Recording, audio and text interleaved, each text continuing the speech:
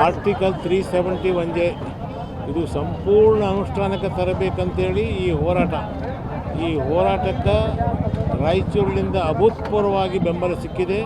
ಎಲ್ಲ ಶಿಕ್ಷಣ ಸಂಸ್ಥೆಯವರು, ಎಲ್ಲ ಸಂಘ ಸಂಸ್ಥೆಯವರು, ಸ್ಪೆಷಲಿ ಬಾರ್ ಅಸೋಸಿಯೇಷನ್ ಅವರು ಬಹಳಷ್ಟು ಸಂಖ್ಯೆಯಲ್ಲಿ ಈ ಸಲ ಬಂದಿದ್ದಾರೆ.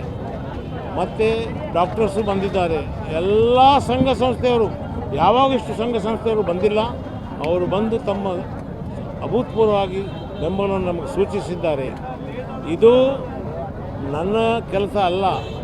ನಾವು ಇದು ಮಾಡೋ ಹೋರಾಟ ನಮ್ಮ ಮಕ್ಕಳ ಉಜ್ವಲ ಭವಿಷ್ಯಕ್ಕಾಗಿ ಈ ಹೋರಾಟ ಮಾಡ್ತಾ ಇದ್ದೀವಿ.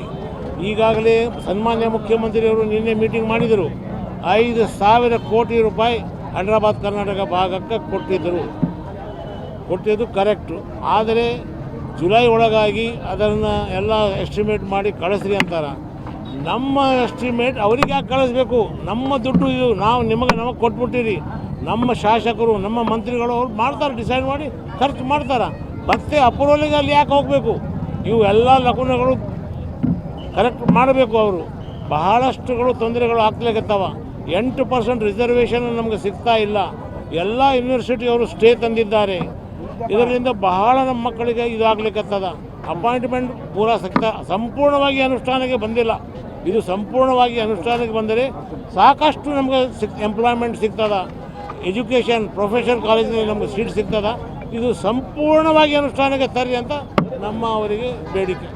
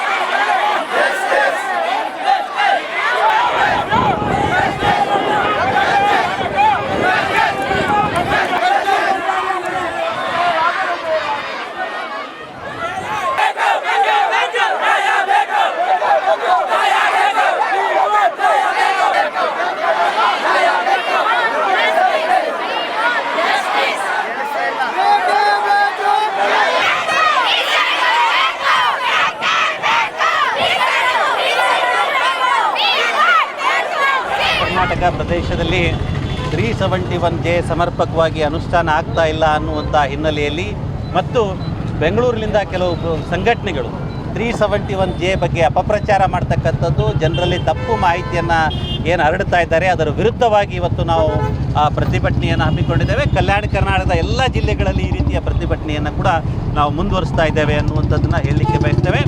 ಈ ಮೂಲಕ ಸರ್ಕಾರಕ್ಕೆ ನಾವು ಆಗ್ರಹ ಮಾಡಿದ್ದೇವೆ. 371 ಮೀಸಲಾತಿ ಸಮರ್ಪಕವಾಗಿ ಅನುಷ್ಠಾನ ಆಗಬೇಕು, ಅದರಲ್ಲಿರುವಂಥ ಲೋಪದೋಷಗಳನ್ನು ಸರ್ಕಾರ ಸರಿಪಡಿಸಲಿಕ್ಕೆ ಮುಂದಾಗಬೇಕು ಅನ್ನುವಂಥ ಹಿನ್ನೆಲೆಯಲ್ಲಿ ಮೊದಲನೇದಾಗಿ ಒಂದು ದಶಕದಿಂದ 371 ಸಮರ್ಪಕವಾಗಿ ಅನುಷ್ಠಾನ ಆಗ್ತಾ ಇಲ್ಲ ಅಂದರೆ ಆ ವ್ಯವಸ್ಥೆಯಲ್ಲಿ ಏನೋ ದೋಷ ಇದೆ ಅನ್ನುವಂಥದ್ದು. ಹಾಗಾಗಿ ನಾವು ಸರ್ಕಾರಕ್ಕೆ ಆಗ್ರಹ ಮಾಡಿದ್ದೇವೆ.